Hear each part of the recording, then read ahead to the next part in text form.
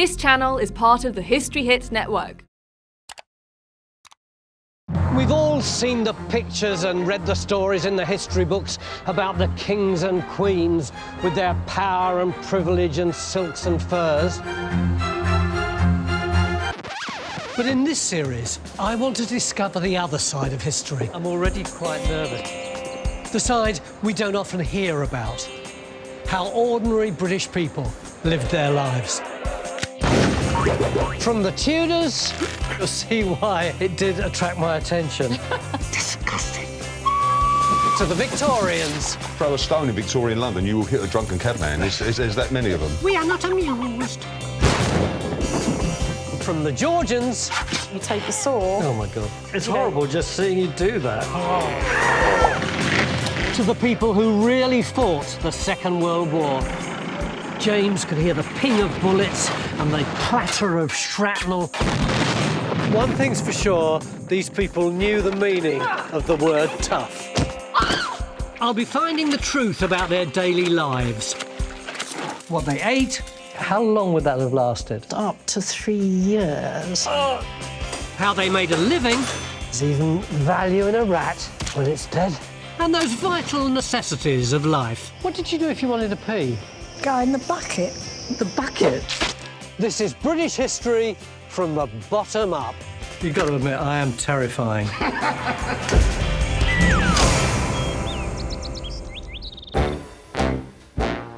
This time, I'm going back 500 years to England in the reign of Henry VIII. A time of sex scandals, executions, and codpieces. Do I say? The history books are full of his antics, but what about the people who really made the country tick? They may not have been well-dressed or had any money, but their lives are full of surprises, love, and courage.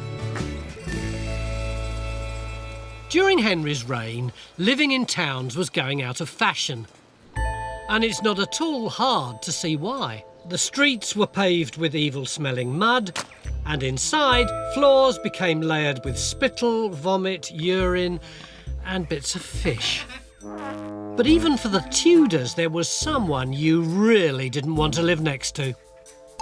A knacker. No giggling, please, because a knacker was a very important person in Tudor society. He was the bloke who went round collecting dead animals, then taking them home, skinning them, chopping them up and making money out of them in whatever way he could.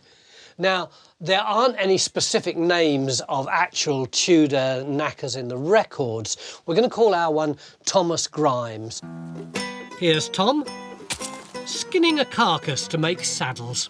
His whole house would have been full of little bits of bleeding animal, and it would have permeated such a stink that it would have been foul even by Tudor standards. Nevertheless, he would have had a way of making a steady income. Enough for clothes and food, and maybe even a long-suffering wife. 'Cause you know that, baby, it's true. You're the one that I've been here waiting for. This is how Tom's day would go. He'd leave home about 6 a.m, like most Tudor men, pick up his cart, head off out of town towards the local farms. The big money makers for Tom were dead or dying cattle. And horses. This one's got potential. Poor old thing. Even in town, there could be opportunities. You'd find dogs, cats, even the occasional horse. Hang on, what have we got down here? Oh, look at this. A rat. There's even value in a rat when it's dead.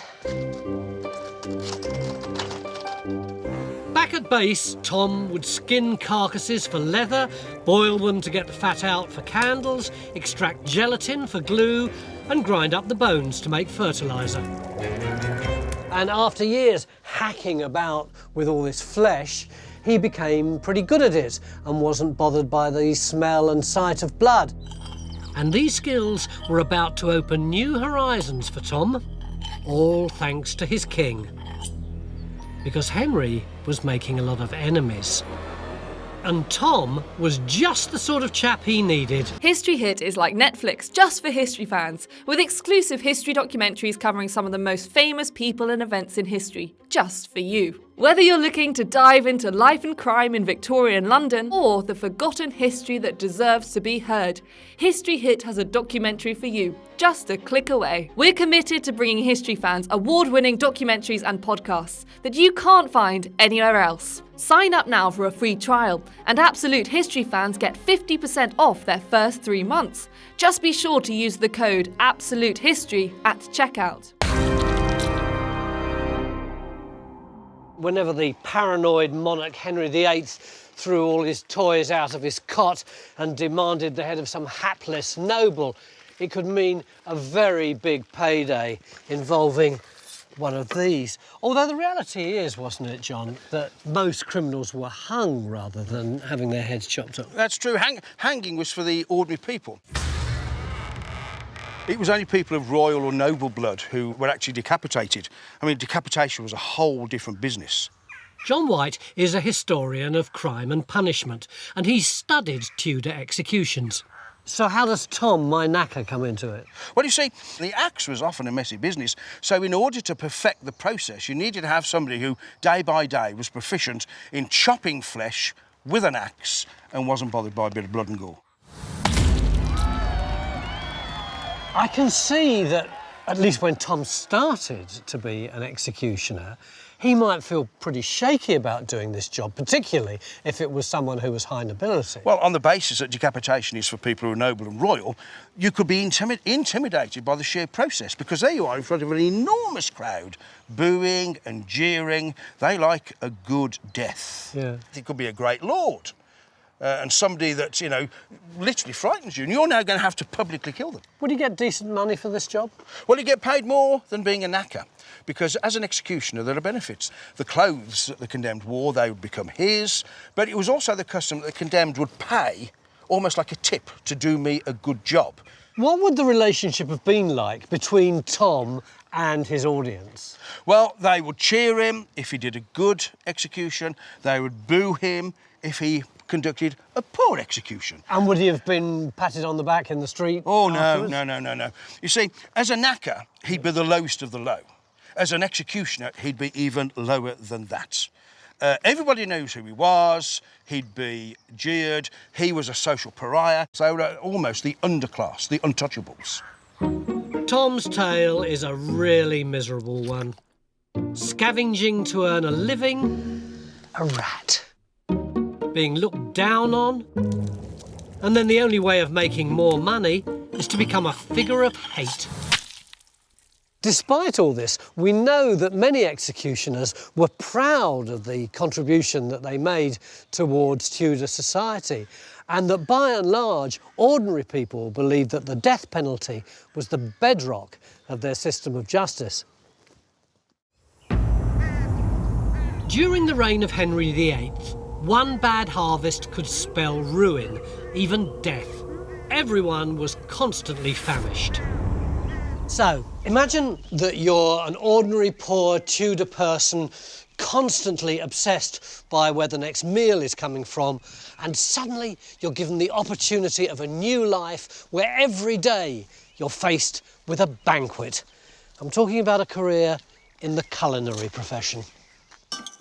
Not only was it a proper paid job, but you'd be fed and surrounded by a bounty of delicious food, which often needed testing. Yes, but be careful what you wish for, because this tale has a bitter ending. Richard Roose began working in a kitchen in the early 1500s, around the time young Henry VIII was getting to know the ropes as king. Richard was probably too poor to attend school, so at age 7, when a kitchen boy was wanted at his lord's manor house, he jumped at it. Before sunup on his first day, he was sent off by his mum to walk several miles across the fields to his new life. It was a chance that offered Richard career development, and who knows, maybe even the opportunity to meet the rich and famous. You can be my flip-flop he was lucky, little Richard got to stay in the big house with the other staff, with a proper bed and windows with glass in. But he probably only saw his mum once a week on his day off. Mark Meltonville is a Tudor cooking expert. So he's just started here. What kind of jobs would he have been doing?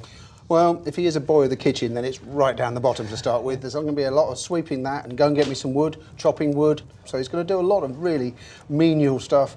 Pot washing, not very nice, I'm afraid, cleaning all those cauldrons. How do you clean them? Because they didn't have squeegee soap bottles. No squeegee, but they have plenty of soap. It's very easy to make. It was made commercially. And even if you want to just make some yourself in the kitchen, you take a pan full of fat, some bacon fat, and put a little bit of ash in it. Richard would have been expected to use the soap to wash his hands before the day's work began. To clean his teeth, he'd have used candle soot, chalk or salt. What kind of hours would he have been working? Probably starting quite early in the morning. So they're going to be down here between 5 and 6, getting everything ready, because the main meal of the day is going to be sent over to the house by 10:30, 11. But there's only 2 cooked meals a day. The last one's out by 3:30. So after that, it's clear up, set it all down, and once he gets a bit older, a pot of beer. That's really quite pleasant, isn't it? I'm beginning to warm to the idea of being a Tudor cook. And we haven't even got to the food yet. He's going to be working with so much more fresh meat than anybody outside in a farm's getting. It's going to be fresh meat almost every day, so it's just going to wow him.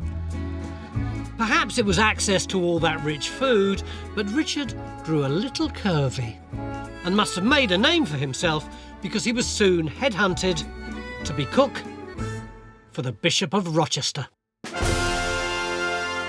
This should have been a major opportunity for Richard, but the country was in the middle of a major political crisis and Richard soon found himself in hot water, quite literally.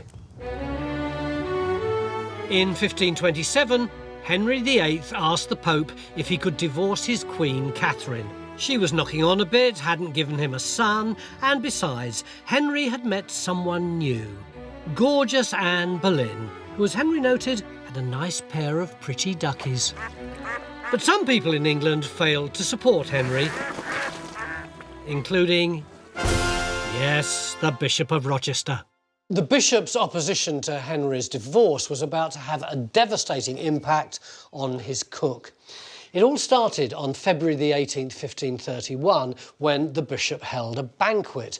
And he wasn't feeling great that evening, so he didn't eat anything, but his guests scoffed away, and by morning, 17 of them were ill, and 2 had died.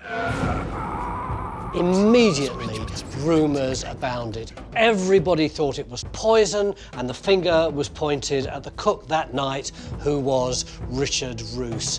They said that he had deliberately attempted to murder the bishop on the instructions of a vengeful Anne Boleyn. More likely, it was just a bad case of food poisoning. But Henry was hopping mad that the name of his sweet Anne had been dragged through the mud. So he sent Richard to the Tower to be tortured, until, guess what? He confessed to it all being his fault. It sounds like things were pretty grim for Richard, but they were about to get a whole lot grimmer. Henry passed a law, especially for Richard, permitting a new form of execution: death by boiling. But it wouldn't be a simple matter of 12 minutes in the pan and you're done. No, it's recorded that Richard was locked in a chain and pulled up and down with a gibbet at diverse times till he was dead. And that took 2 long hours. Documents from the time record how Henry VIII joked to his courtiers, "I've cooked the cook." It was a world away from what kitchen boy Richard had imagined all those years ago, when all he had to worry about was the washing out. So a top tip for survival in Henry's England would be, don't ruffle the king's ruff. Which you'd think would be easy, given that most people lived in the countryside in simple houses with thatched roofs and walls made of sticks and dung, minding their own business.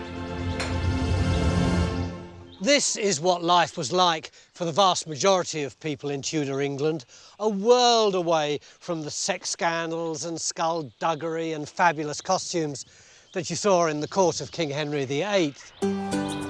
Take, for example, a Yorkshire farmer, Richard Jenkinson, and his wife, whose name isn't recorded, so let's call her Anne. This might be the couple out in the field at harvest time. Richard must be as worn out as his trousers. Like 90% of the Tudors, Richard's family spent most of their time in the great outdoors, teasing a living from the soil. And it was long, long hours. They could start from as early as 5 o'clock in the morning and not finish till they lost the light, which in the summer months might be 10 o'clock. In contrast to their king, who pigged out on banquets every day, there were just 2 simple meals. Something to munch in the fields, perhaps bread and cheese, and at the end of the day, 1 hot meal to look forward to. This is the kind of thing that Anne would have prepared for their tea. This is pottage made out of turnips and beans, thickened with a few breadcrumbs, and maybe just a sprinkle of local herbs. On special occasions, they might even eat a chicken.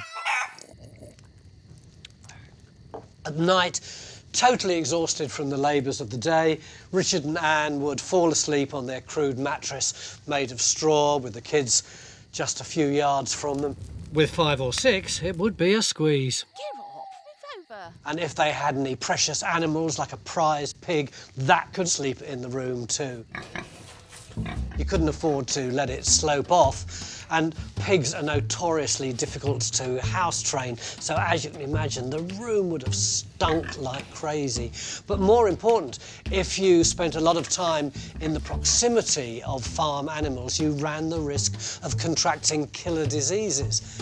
It's no wonder that the average life expectancy was just 35 years. There was no NHS, and Tudor medicine was rubbish. Problem with gout, apply worms, pig's marrow and herbs boiled with a red-haired dog. Bit deaf, stick a hare's gallbladder and some fox grease in your ear. With a fire in the middle of the room and no chimney, the place would have been full of smoke, so the children might well have had respiratory infections. But people and animals would be snugged together, and hopefully the thatch wouldn't catch fire.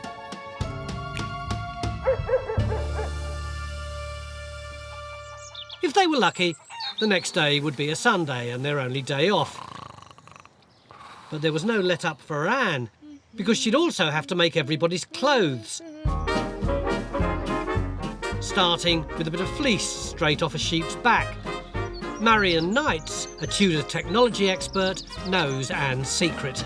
How do we get it from that into some kind of yarn that we can make something out of? Well, that's where this comes in. Ah, the spindle. This is the drop spindle. How does it work? Well, basically, you just spin it. So this twiddles round, and I can feel when there's enough twist because it nips my finger up here.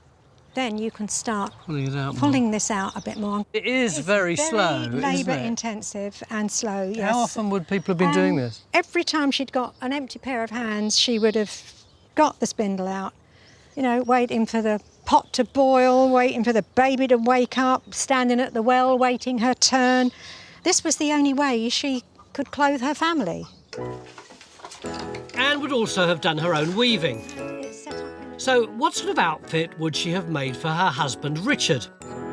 I'm meeting clothing expert Nina Mikhaila.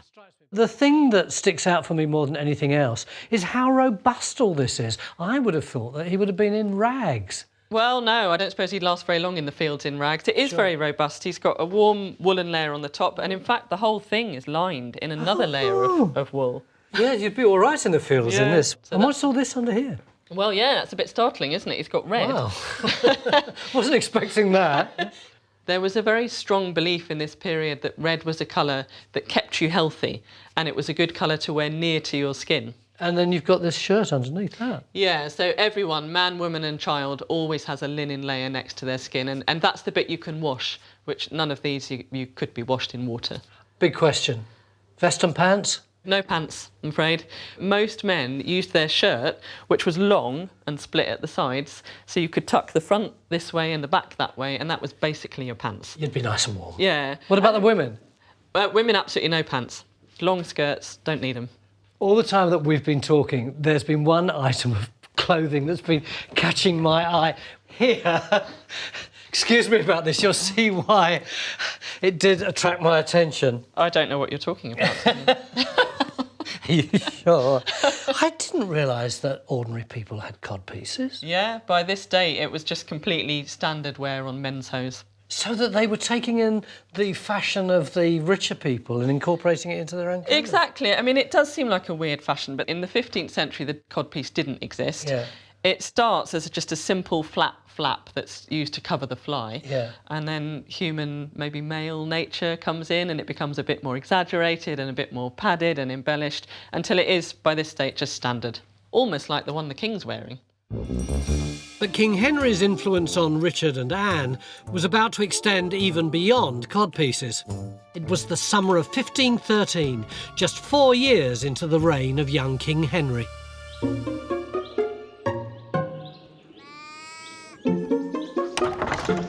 One morning, Richard got up as usual, went down to the river to fetch a bucket of water, probably had a quick pee in the hedge on the way, when suddenly he was stopped by one of his landowner's servants who gave him a message, or more likely an order.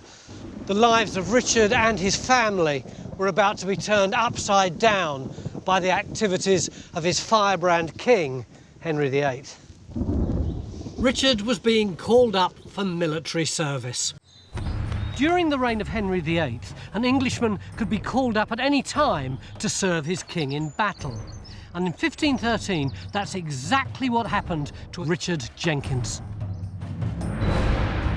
The young Henry VIII looked like this, and he dreamt of being a great warrior king and ruling both Scotland and France. So, aged 22, he took his toughest troops and invaded France. James IV of Scotland couldn't believe his luck. With Henry gone, England could be his. So it fell to Henry's queen, Catherine, to recruit an army for him. 25,000 soldiers, including Richard. Poor farmers like him had to provide their own weapons. Luckily, Richard had just the thing. Because in Tudor times, there were sheep everywhere. Hello. Bear with me here. You see, in order to stop them wandering all over the fields and eating the turnips, these things began to appear throughout the Tudor landscape, hedgerows.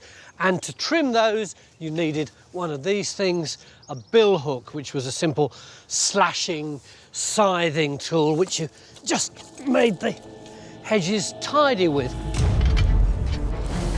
With a few modifications, Richard's hedge trimmer was fashioned into a lethal weapon. His local blacksmith simply tweaked the billhook design with a series of nasty twists and turns.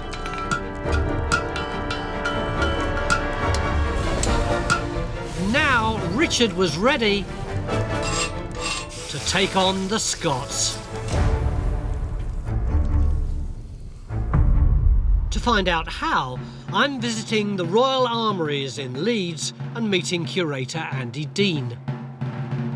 Richard wouldn't have been able to escape from going into the army, would he? No, I mean, it's part of that feudal system. So they knew that if the call came, there was no getting out of it. And possibly your wives and your children would come along with you. Oh, really? Why would they do that? Well, it's part of the baggage train. And women had a vital role before the battle and after the battle. I mean, obviously picking up the bits. But, of course, you're more likely to fight if you feel comfortable, you have your loved ones around you. And, of course, you don't sort of just go somewhere, fight and come home again. You might be away for 40 days. And so having family around you, then maybe there's a greater reason for the ordinary man to fight harder. Yeah. To get to the battle, Richard, Anne and the kids had to walk about 150 miles, sleeping in the fields each night. They couldn't carry much food, so the army often looted from villages along the way. Of course, going to war would have been terrible, but it would have been a bit of an adventure too. Remember, Richard had probably only ever been about 10 miles from his home before, and suddenly off he goes, and he can bring his wife and kids. It would have been like some sort of weird summer holiday, except he might have got killed. Richard would have to summon up the courage to confront one of these guys. So noisy and heavy. I'd have wet myself.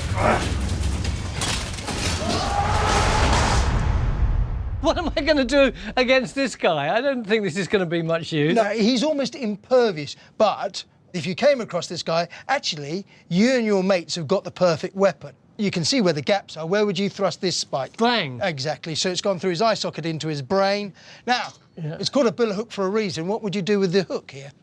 No idea. All right. Well, I would wrap this around the back of his neck, haul him to the ground. Richard would need nerves of steel, but he did also have some protection. This would be the most basic, a jack of plates. The plates inside the linen garment could be made out of horn. This is really iron heavy, plates. actually. Well, it needs to be heavy, but not so heavy it limits you. And it's protecting, obviously, your engine, heart, lungs. So your engine is protected, but your computer's not. So we need something for the top end of you as well. All right, let's and have again, a computer cover. Yeah. And there would be an armoury, and there would be 50, 100 of these, and you'd get one of these, and you'd pad it to make it your own.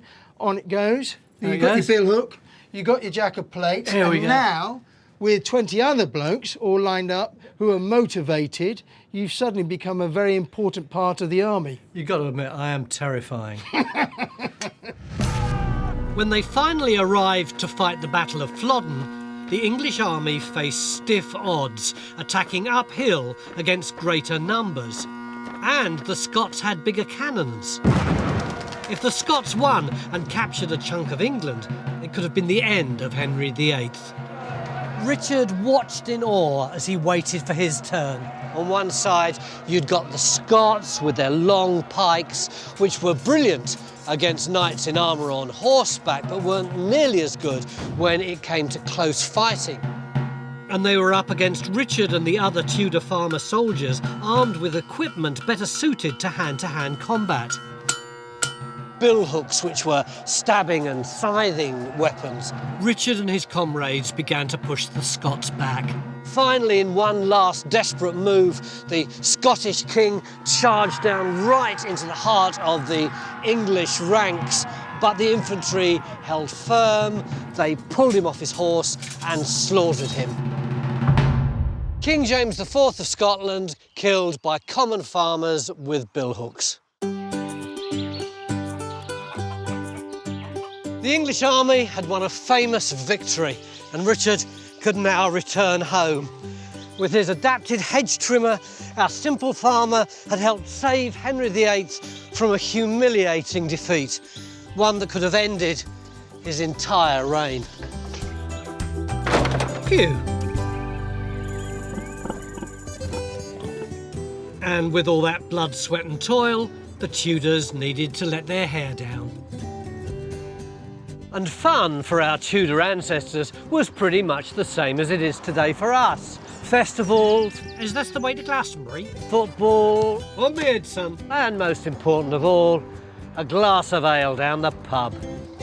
And if you lived in Leatherhead, Surrey, this could have been your local. 500 years ago, presiding over everything from the brewing of the beer through to the ladling it out to the guests was a woman, Eleanor Rumming. Can I have a pint, please? This is Eleanor, still welcoming customers to the pub. And the running horse is a modern twist on the pub's original name, Rumming's House. Eleanor's life was tough. She'd be up at dawn 7 days a week, fetching water from the river and cleaning up from the night before. She had a kitchen over here somewhere, set away from the pub, and in here she would have made bread and cooked all the meals for the family, and round here you would have had pigs and chickens, and there would have been lots of herbs growing so that she could produce the meat and the medicine for her family. But the most important part of her workplace was here. This would have been where she did the brewing. Eleanor's ale was old school even then. After the barley was malted, she'd have added her own signature mix of herbs like thyme, rosemary, nettle, yarrow and mugwort. It would have been a murky brown brew and tasted sour and smoky. And it would go off pretty quickly because Eleanor didn't use hops, which are important for preserving beer. She produced about 10 gallons a week for her family, and all the rest was put on sale. Because in those days, everybody drank ale, even children. Partly because it was thought to be more nutritious than water, certainly didn't give you the jip like water did, and it made you feel good.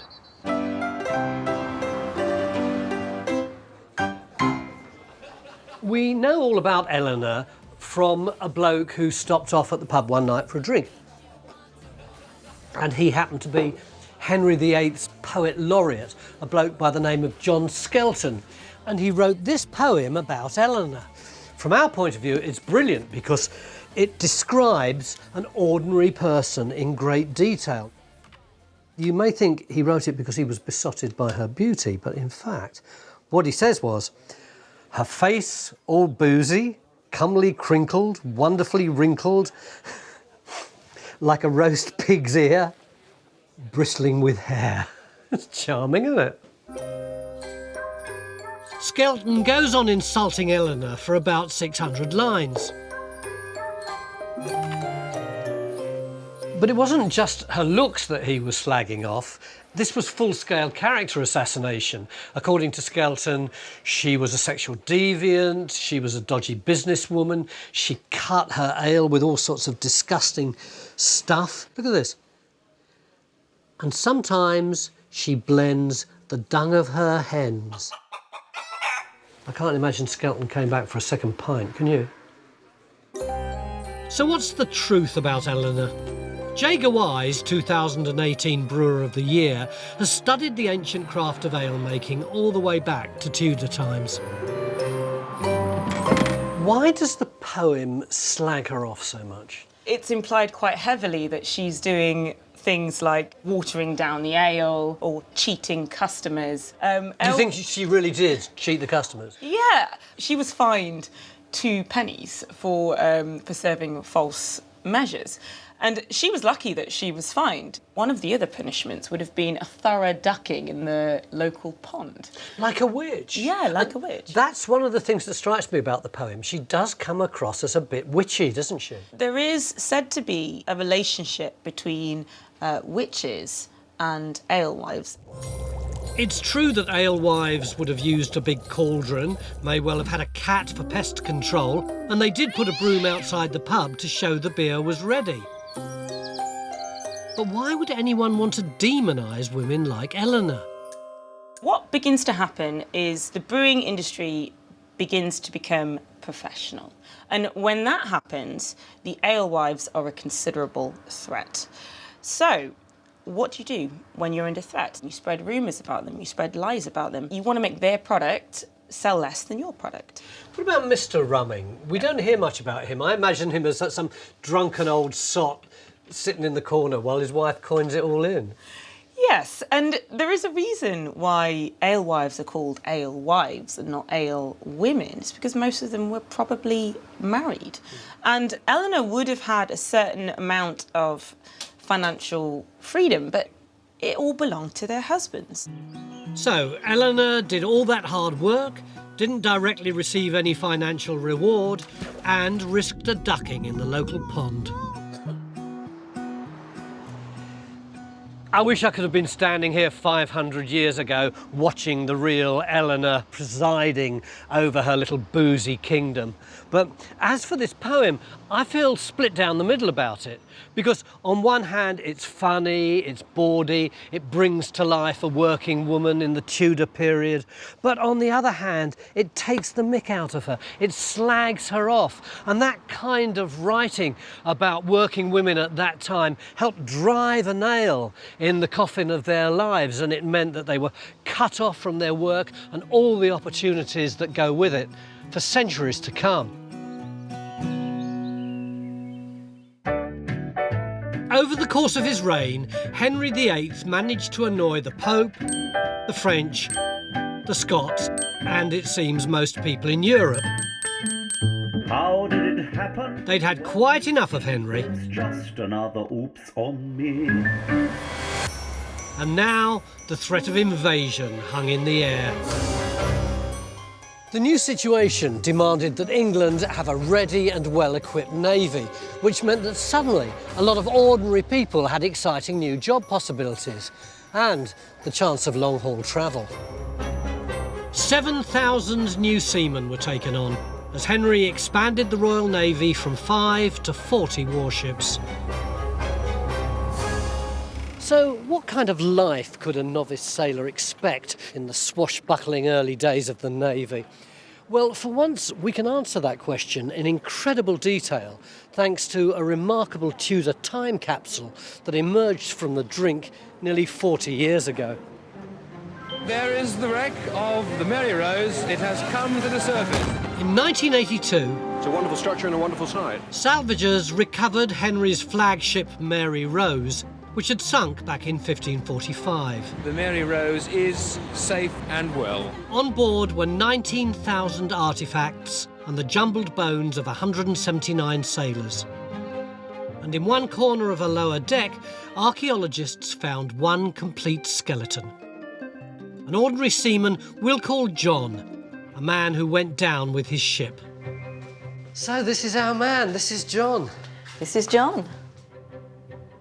Alex Hildred is a curator at the Mary Rose Trust and first dived the wreck back in 1979. He doesn't seem hugely tall. He isn't, actually. He's about our height, more or less. About 5'4"-ish, maybe 5'5". Well, I'm 5'4.5", yeah. so... Perfect, almost identical? Almost identical. What about age? Age, you can see that the sutures have all closed, so he's probably between 20 and 30, a perfect age for somebody who's a hard-working individual. John, who would have looked something like this, was one of a crew of over 400. I can't wait to see his home, the ship where his body was found. Are you ready? Yeah. You know I've never seen this before. No, really? Truly. Come on, open the door. Go on, have a look. Oh. Oh, wow. I've so always wanted to see this. To me, this is like the tomb of Tutankhamun.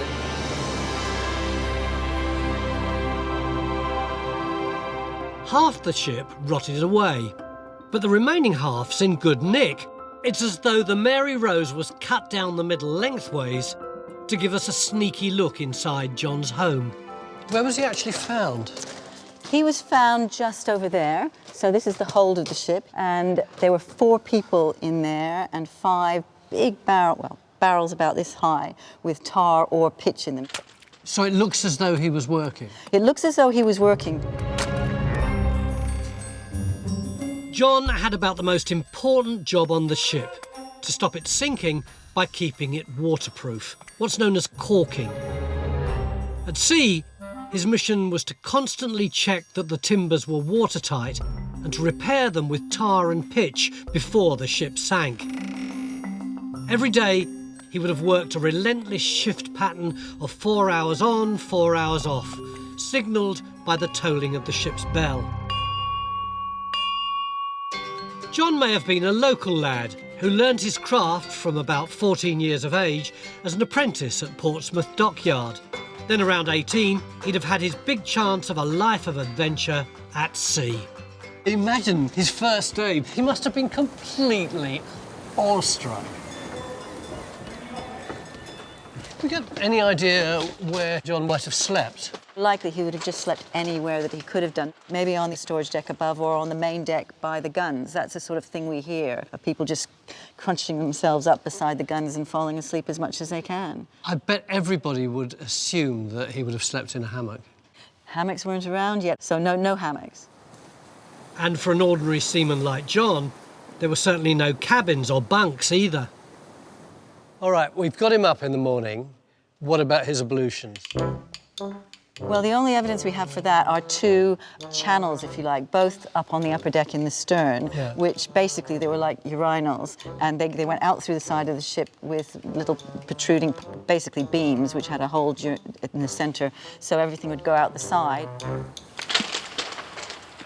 Have we got any evidence of the kinds of things that he might have done in order to make his spare time bearable? Actually, really close to where he was found, just on the deck above, we have evidence of two gaming boards. Musical instruments, in fact, we had a fiddle that was found just by the main mast. So we've got a fiddle and a tabor drum and pipes. I love the idea that you've got a ship's band. You look at something like this and all you see in your mind's eye is the serious nature of running a ship, but they were grooving away as well. Also, near John's skeleton, they found one of these. I know what that is. That reminds me of primary school. Yeah, those are one of our most common objects. Both the anti-knit combs part, which are very, very fine, and then the one for normal grooming. He would have had knits, wouldn't he? Probably. And you do hear of people throwing themselves in the sea to get rid of the knits. But John might have got comfort from a special friend. A small skeleton was found in the doorway where John would have picked up his tools. Interestingly, in the opening of it, because it was a sliding door, so almost jammed in the crack, was a small dog. I know. We called him Hatch because he wasn't too far away from the hatches. But he was so far away that he couldn't get out. He couldn't get out, no, I know. And he actually is our most complete skeleton. I don't want to get too weepy about this, but John would have seen him every day, wouldn't he? He would have, and he was only 18 months old, the dog. Just a baby, really. Let's move on before I show myself up.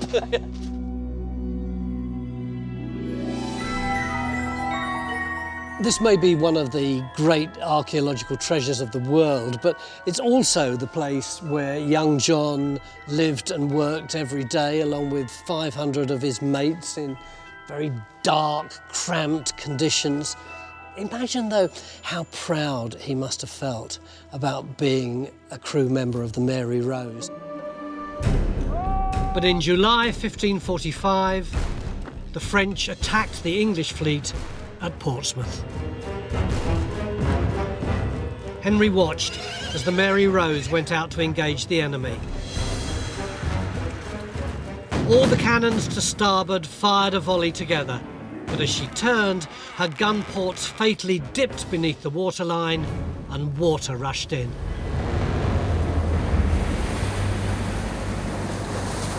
John's whole world would literally have been turned upside down. There would have been things flying across the room, up, down, backwards, forwards, smacking him in the face. Then a final gush of freezing cold water, and then that was it. No escape. The Mary Rose sank like a stone. Only 30 of over 400 crew members escaped. John perished where he worked. I like to think that John would be pleased to know that the English Navy finally managed to repulse the French, and also that he might be a bit tickled if he knew that 500 years after he died, his life would become immortalised. The Mary Rose had been Henry's pride and joy for 34 years. Its end foreshadowed his own. He died 2 years later. And thanks to his reign, the lives of ordinary people would never be the same again.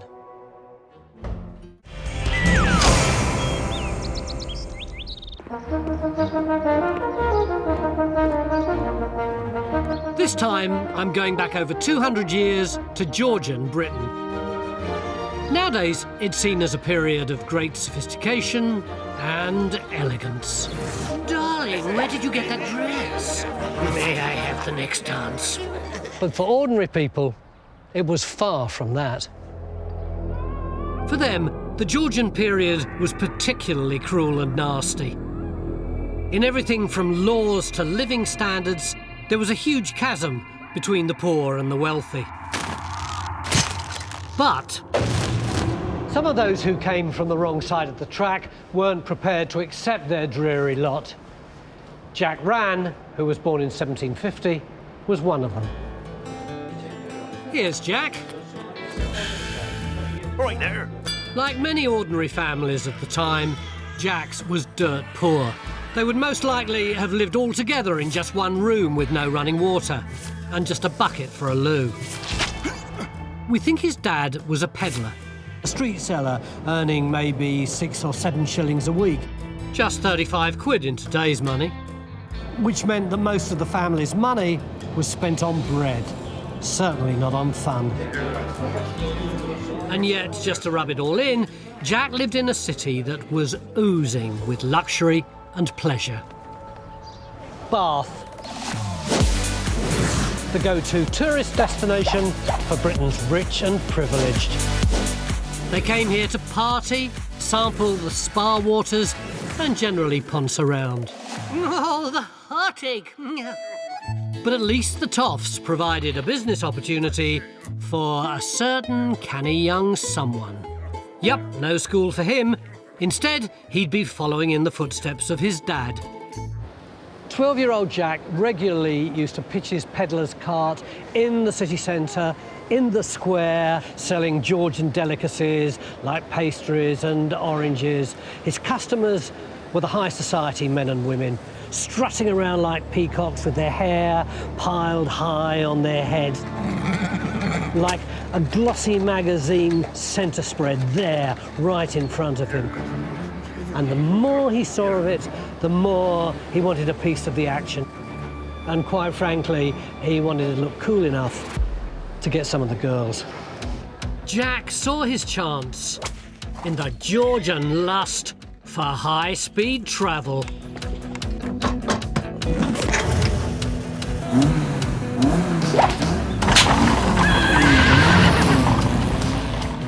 For Jack, the growing numbers of wealthy travellers whizzing around the country in fancy carriages meant the chance of Jack going places too.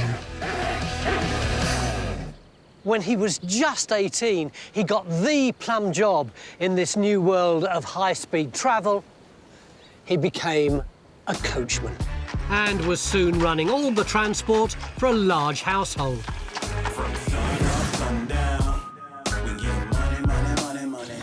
Chris Thompson is an expert on the sort of life Jack would have had. That coat that you're wearing, that to me is a traditional coachman's clobber, am I right? Yeah, great coat. Has many capes for keeping out the weather and is very heavy and warm. So in inclement weather, it would be something of a saviour. In warm weather, it wasn't too good. And Jack would have worn something like this. Yeah. What hours would he have worked? Long hours, long into the night. If his employer requested to travel overnight, then Jack had to be at the ready. On a daily basis, he would probably work from dawn till dusk. And Jack wasn't exactly raking it in. He'd get just £10 to £15 a year, a couple of grand today, although he did get meals and accommodation thrown in.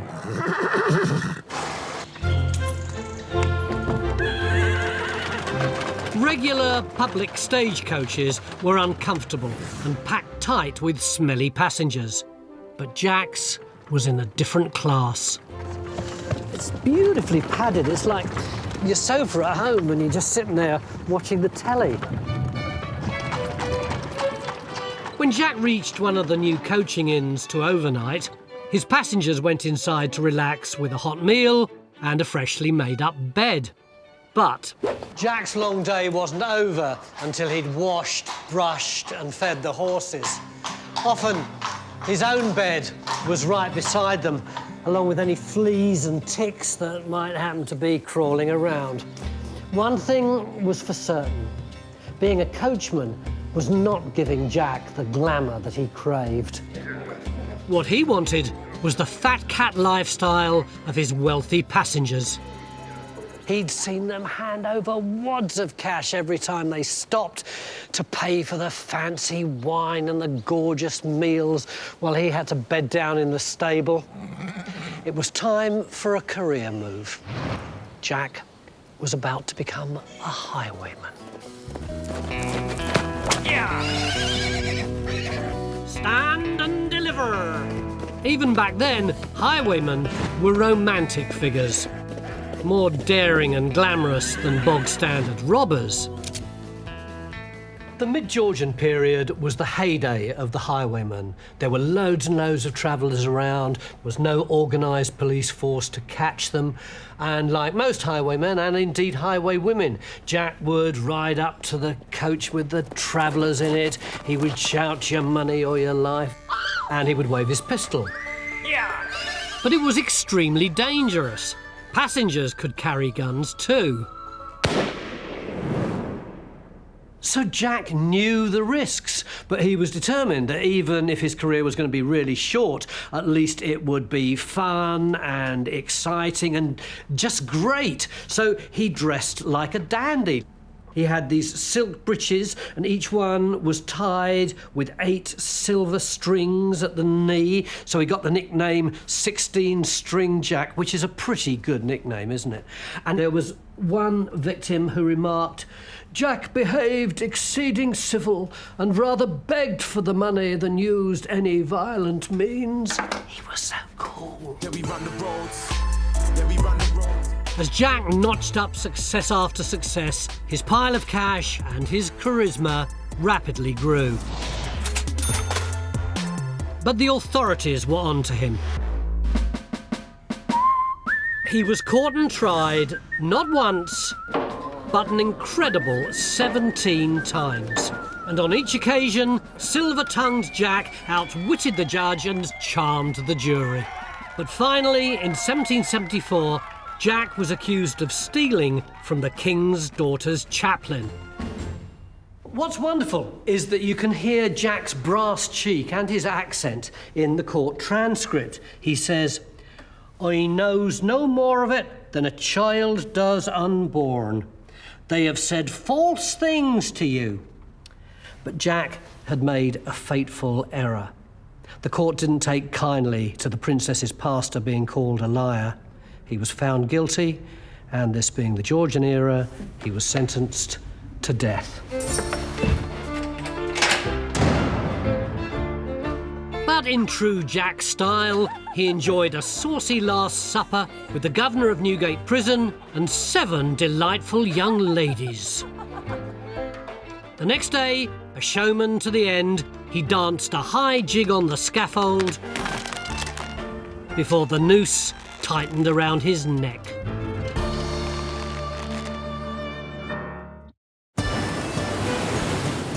In Georgian times, Britain began to rule the waves and ordinary men went off to sea, exploring, trading and generally enjoying themselves far too much in ports across the globe.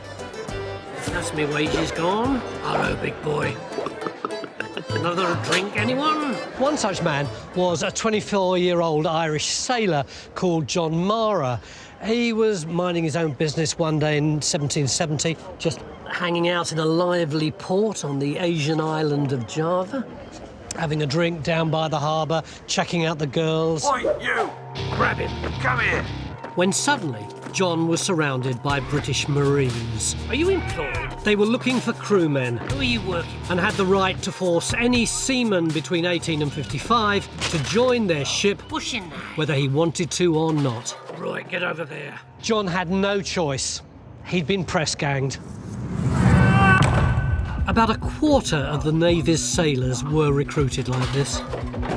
So who exactly was behind John's dastardly kidnap? None other than the famous explorer, Captain James Cook. John was now a sailor in Cook's crew on board HMS Endeavour.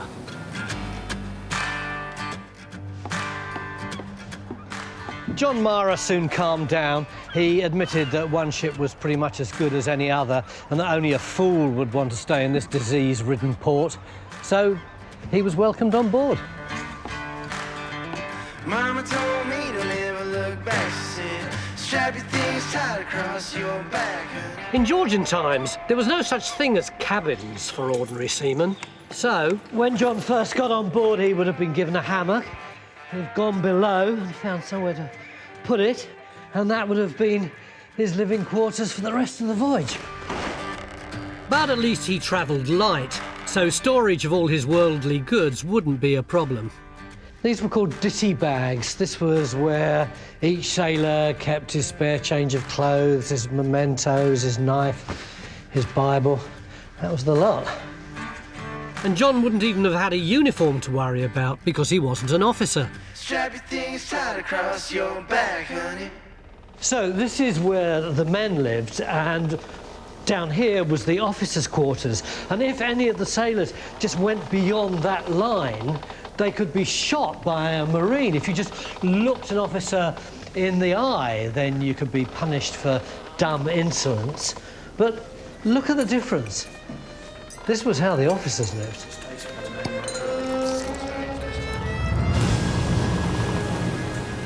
John became a gunner's mate.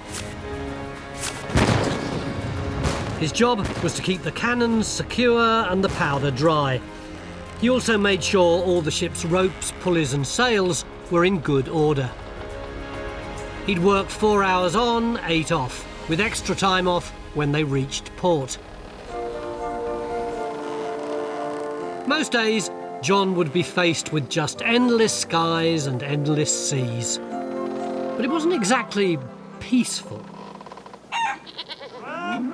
It's hard to imagine, but this deck would have been covered in goats, sheep and chicken, even cows. And some of the men had clubbed together and brought a pig on board. And all those animals would have created a right old mess. One that John and the other seamen would have to clean up. Everyone knows that sailors used to scrub the decks, and I'd always assumed that that meant with a scrubbing brush, but it didn't. This is what they used. It's like a square of sandstone, and you stuck a peg in it like that, and you went back and forward, day after day. Essentially, it was a discipline thing. It just kept the lads from arguing and thumping each other. But it had a secondary effect, which they weren't at all aware of, is that it kept the germs down. So essentially, ships were a pretty healthy place to live. Though after a few months at sea, there'd be less mess to clean up, because all the animals would have been eaten. Sophie Forgan, an expert on Georgian naval cuisine, knows what kind of food John would have been left with. That's a bit of really manky salt pork. Now, that is as solid as a rock. How long would that have lasted? Well, they did last up to 3 years, but pretty awful by that time. It must have been incredibly salty. Very, very salty. But one way you got rid of the salt was to put the joints in a small net and tow them behind the ship to wash some of the excess salt off. Is it right that occasionally John would be treated to something weird like albatross? It is right. Everything they shot was eaten. The only one they turned their backs on was walrus. The sailors said, no way. But there was one fate even worse than walrus for breakfast. Scurvy. On long voyages, it was the biggest threat to John's life. The disease was caused by a lack of vitamin C, and on some ships, it killed half the crew. Men like John were terrified of scurvy, and you can't blame them. It was absolutely horrible. Your skin started to go pale, your eyes sunk in, your gums went all swollen and bloody, your teeth fell out, you got covered in bruises, then your arms and legs started to go black. Death, when it came, was a blessed relief. Luckily, John never got scurvy. And travelling at a modest speed of just under 10 miles an hour made it as far away as it's possible to be from Britain, the South Pacific. He must have thought he was in paradise.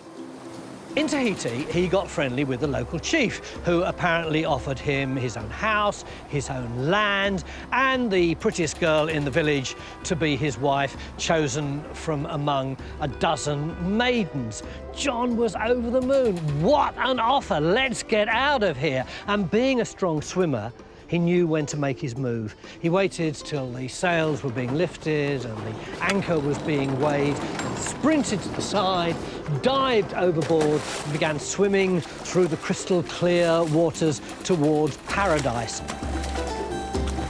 Unfortunately, he was spotted, he was dragged back and brought dripping into the ship to be punished by the captain. This is what he would have got, the cat o' nine tails. Wham! But he wouldn't have been standing up. He would have to lie down like this, and this was known as kissing the gunner's daughter, and get whacked on the back and on the bottom. Dozen lashes, that was the standard dose. Although, quite honestly, for a bloke like Mara, I don't think it would have made any difference. After 5 years sailing around the world with Cook, John finally returned to Britain. He'd made a bit of money, and he could have called it quits, settled down in Ireland in a cottage by the sea. But he didn't. Grog got the better of him, and he drank it all away.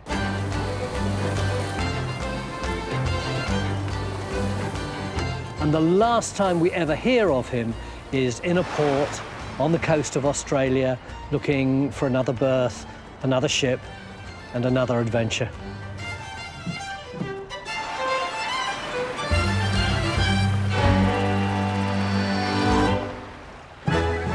One thing you definitely didn't want to be in Georgian times was ill. You might find yourself being bled for acne, or get tobacco smoke blown up your bottom to cure a headache. And as for surgery, even if you could afford it, run a mile if you're able to. If you were poor, naturally, you'd be stuffed either way, unless you happened to be in the right place at the right time, which surprisingly could be somewhere round here.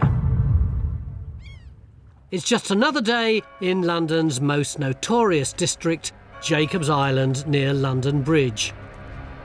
Also known as the capital of cholera or the Venice of slums. Houses rotted by dampness, windows covered in paper and rags, the whole place overcrowded with people and dirty-faced kids swarming everywhere. One of the residents, 60-year-old Elizabeth Regan, is woken up really early by the racket of people clattering past. When she's emptied the contents of her chamber pot out of the window, she pops out and joins the queue for the pump to get some water for her stew. In Georgian times, 60 was considered pretty ancient, so Elizabeth was probably shacked up with her grown-up children, helping out with the cooking and the shopping. Nearby Borough Market was the perfect place for her to bag a bargain. This particular morning, she was rushing down Borough High Street, avoiding all the crowds of people and all the horse-drawn carts.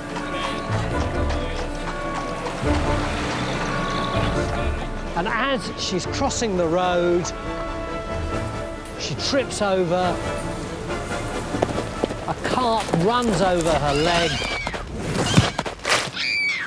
multiple compound fractures. And remember, in those days there were no ambulances, no NHS, but she's very lucky because the accident has happened just outside one of the most important hospitals in London that's been here since medieval times, St Thomas's. There must have been a friendly bystander who helped her limp to the door. Then Elizabeth would have been carried up these stairs. 52 ancient, cranky wooden steps. You really do feel like you're walking back into history. Next, bleeding, in pain, and on the edge of consciousness, Elizabeth wouldn't have been certain that the hospital would even admit her. Julie Mathias knows all about the history of St Thomas's. If I came here, I've had a road accident, my legs are all smashed up, my mates carry me here, dump me on the floor, what will be your response? Well, you would actually be quite fortunate in that case because the hospital provided one ward to access cases of an emergency such as yours. Casualty? So I've actually come to priority patients, as you were. Yes, indeed. So things are sort of looking up. Despite being from the worst postcode in London, Elizabeth had a world-leading surgeon on her case. I'm going to put myself in her place to get an idea of what Elizabeth went through in Europe's oldest operating theatre. Karen Howell is my surgeon. Scary. Karen, presumably you're going to operate on me because you've got the pinafore on. That's right, I'm the operator for today, the surgeon's for you, so I'm hoping to amputate your leg. Elizabeth must have been a tough cookie, but this experience would have terrified her. I must admit, I'm already quite nervous, just below me here. Yeah. Yeah. Look at this. This sawdust, presumably, is for collecting my blood and bits and pieces, is You it? got that right. That's actually for to stop the blood going through the floorboards. The church is below us. There was a church underneath. I don't want to drip on the congregation, do That's I? right, yeah. But fear not, Elizabeth. You're getting high-tech treatment. The operating table was the latest design, featuring a pop-out platform for Elizabeth's good leg, even a headrest, and the table was a handy height for holding her down. Thoughtful touch. Tourniquet is on to limit the damage. We're managing your blood so that when we cut, I don't lose much blood. But that wasn't all Elizabeth had to cope with. She suffered this indignity in front of crowds of people who were making an incredible amount of noise, yelling at the assistants to keep their heads out of the way. There would be a few medical students, naturally, but in some hospitals, they actually issued tickets. There was no anaesthetic, just a piece of leather to chew on and maybe a prayer before the chop came. In the 18th century, Georgian method is circular action on one knee. Are you ready? Yeah. We have permission to amputate, and you're bracing yourself. It's an old technique they call the tour de maître. Master's round goes round like this, and you can see what's going to happen. So we're ready, and it's what we say, and pull out like Whoa, this. so that's just splitting me right open all the way around. And the idea was then you take the saw. Oh, my God. We know really it's about 6 to 8 cuts. Through that one bone, very fast saws they are. It's horrible just seeing you do that. Then that is the bone through. So my leg's gone now? Yeah, there's no leg there now. Yeah. Elizabeth began to faint, but got a hefty slap to keep her conscious. With blood everywhere, she must hang on in there.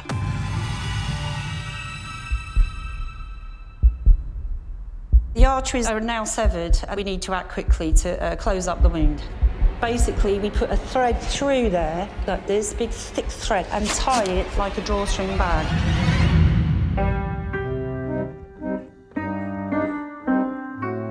The operation was a success. Well, at least Elizabeth didn't die on the operating table. But then came the tricky bit, recovery. Thanks to the unsanitary conditions in the hospital, Elizabeth's chance of survival was just 1 in 3. Despite her ordeal in the operating theatre, Elizabeth didn't make it. She never left the ward. Within a week, she died of infection. And yet, within 50 years, the medical profession had started to become aware of bacteria and began cleaning their surgical instruments and their operating theatres. Although, sadly, for one brave Georgian, that came too late.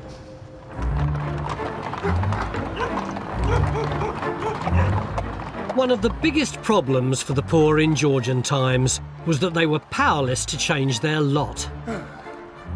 Ordinary people couldn't vote, so the laws were made by the rich and for the rich. Damn well hang. And to keep the working class under control, the powerful voted in a long list of crimes you could be hanged for. Over 200 of them, in fact. You could be strung up for anything from, destroying a toll gate to impersonating a Chelsea pensioner. How dare you? But even more serious was pinching the toff's game. Local rumour down here in Hampshire at the time suggested that Charles Smith was a practitioner of the dark art of poaching, although no one had ever actually seen him do it. This looks like Charles in 1821, aged 28, with his son. Standing at 6 foot tall when the average was just 5'5", he was thought a rather romantic figure. He even married above his station. Charles lived with his wife, who was the daughter of a wealthy farmer, and his kids and his little terrier in a cottage very much like this one.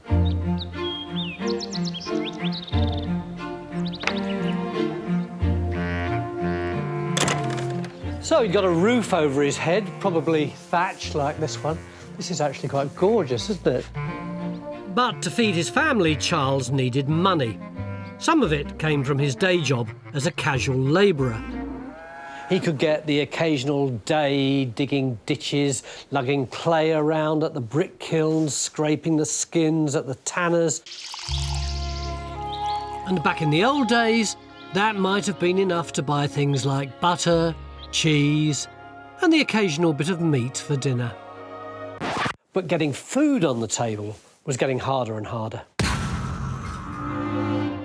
A run of terrible harvests, new food laws and fat landowners jacking up their prices changed everything.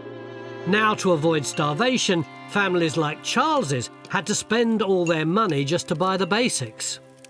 This is how the food would have been cooked, although it would have been pretty rudimentary.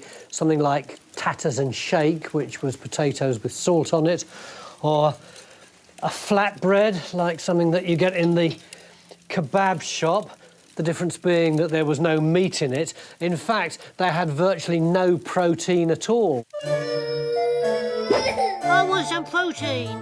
And in 1816, the government made it illegal for ordinary people to hunt and kill any sort of game,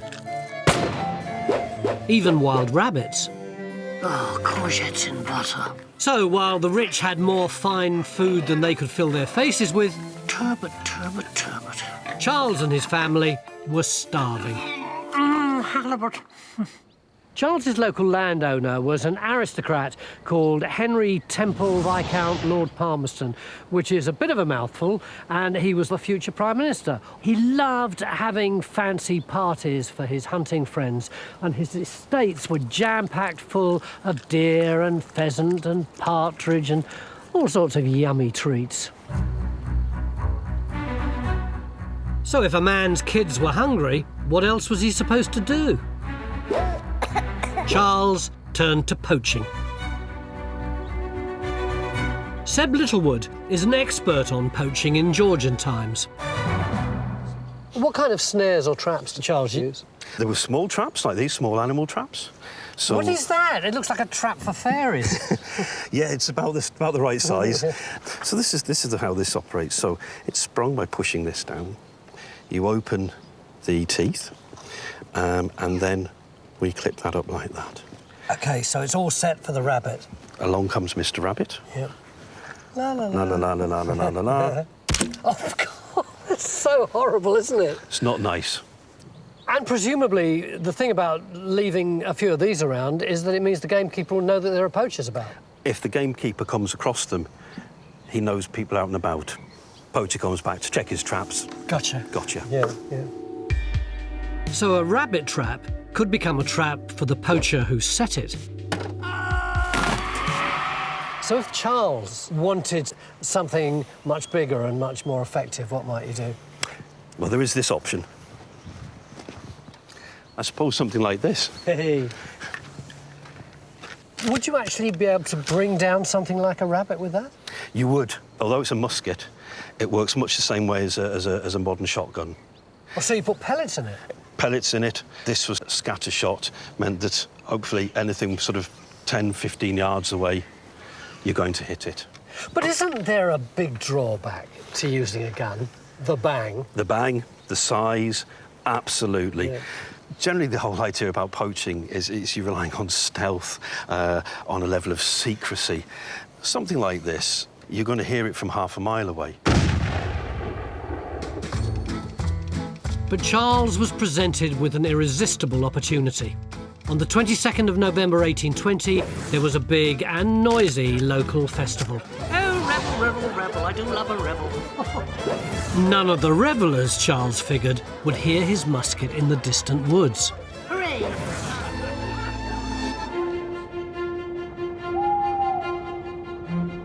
When it was dark, Charles went over to his hiding place, produced his musket, and he would have had a big tunic on with a pocket in it down here somewhere, and he would put the butt in it to support it, and then he would sneak out hoping that before morning he would have been able to find something warm and furry with which he could feed his family the next day. The weather was perfect, just enough moon to light the way and just enough wind in the trees to mask the sound of footfall. Taking his terrier, Charles made his way to collect his brother-in-law John Pointer. Then the two of them pressed on to the plantation of Palmerston's estate, with all its rich pickings. Cautiously, they crept to the spot where they'd seen pheasants roosting earlier.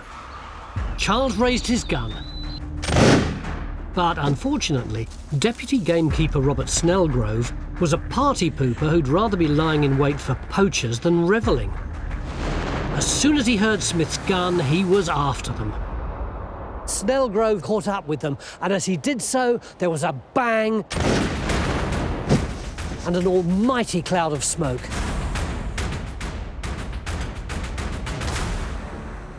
It cleared to reveal Snellgrove bleeding badly from his thigh. The poachers were nowhere to be seen.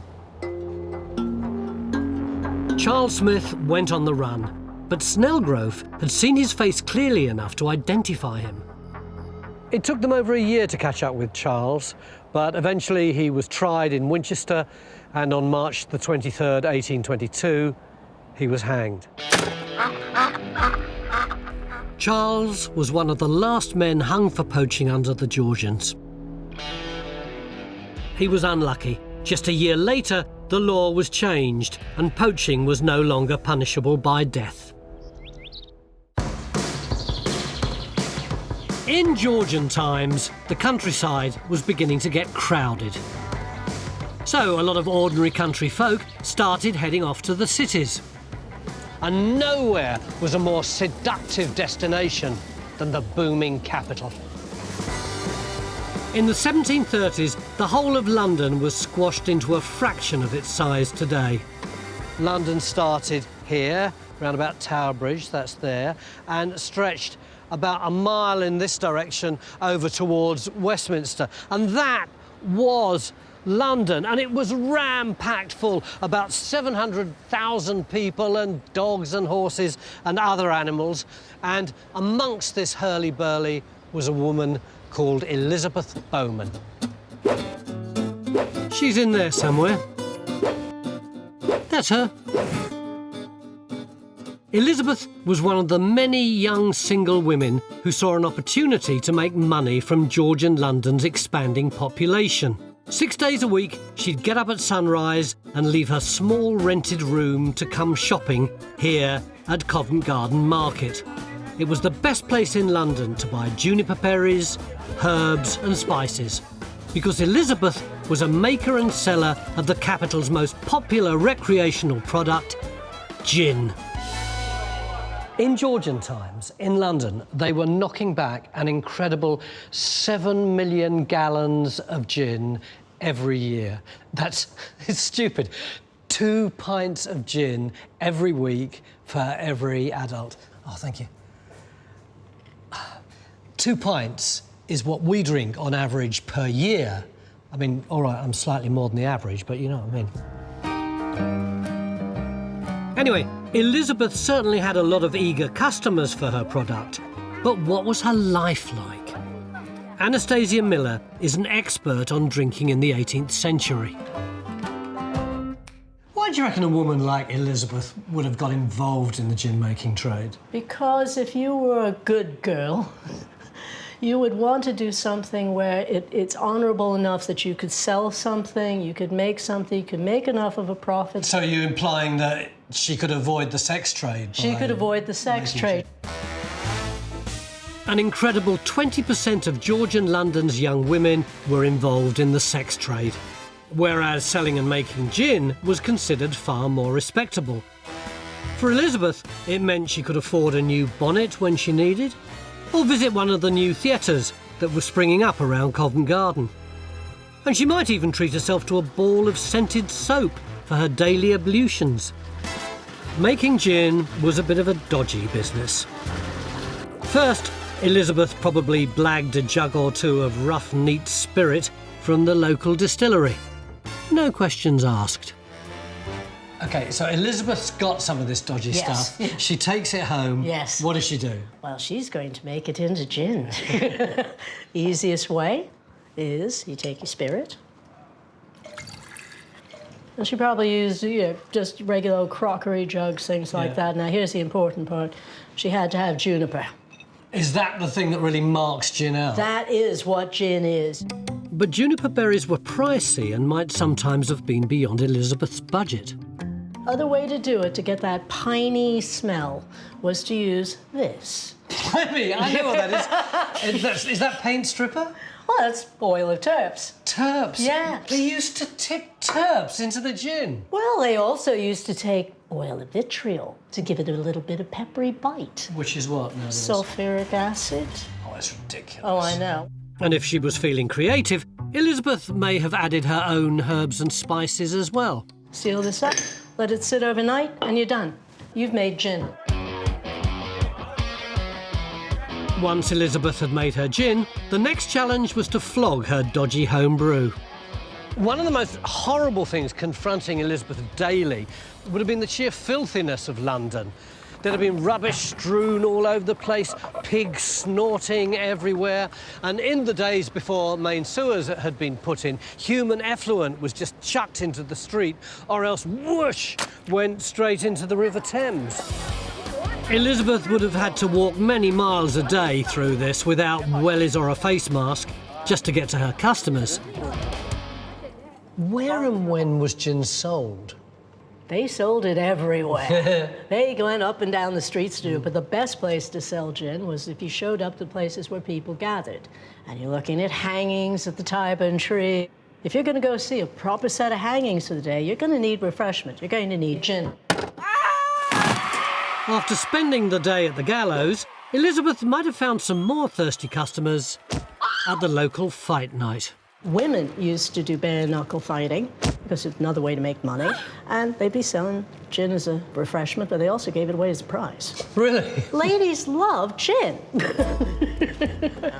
But unfortunately, ladies loved it too much, as did men, and quite a few children. By the 1730s, gin was no longer just a recreational drug. Londoners had become hopelessly addicted to the tipple Elizabeth was selling. So the government banned hawking gin on the streets, and that meant Elizabeth's livelihood was seriously under threat. Desperate for an income, she moved her gin operation underground and found a clever way to advertise her bootleg, a Puss and Mew. What you do, you fancy a gin, right? And you this is absolutely true. You would stand outside it going, puss, puss, puss, puss, puss, puss, puss. Inside, Elizabeth would hear it and she would reply, mew, mew, mew, mew. So the bloke knew that it was time to put his penny in or his tuppence if he wanted a double. And then she would pour the gin out and it would come down that spout and he would get out his pewter mug and drink it. It was a bit like ordering a burger from a drive-in. But in spring 1738, Elizabeth's luck finally ran out. She was snitched on for selling gin and sentenced to 2 months' imprisonment at the Tothill House of Correction. Georgian houses of correction were pretty brutal places. Inmates like Elizabeth were forced into hard labour. They used to have to spend the whole day hammering away at tough hemp plants to extract the fibres for rope making. They lived in squalid, cramped conditions. The food was meagre. The whippings were frequent. All for committing the crime, basically, of being a poor person trying to get a living in a rich man's world. After prison, Elizabeth disappears from the historical records. Maybe she stopped selling gin. Or maybe this canny operator became even better at hiding her trade. For ordinary people in Georgian Britain, whether gin hawkers, sailors or poachers, life was a hell of a struggle. But I'm just in awe of their spirit of survival.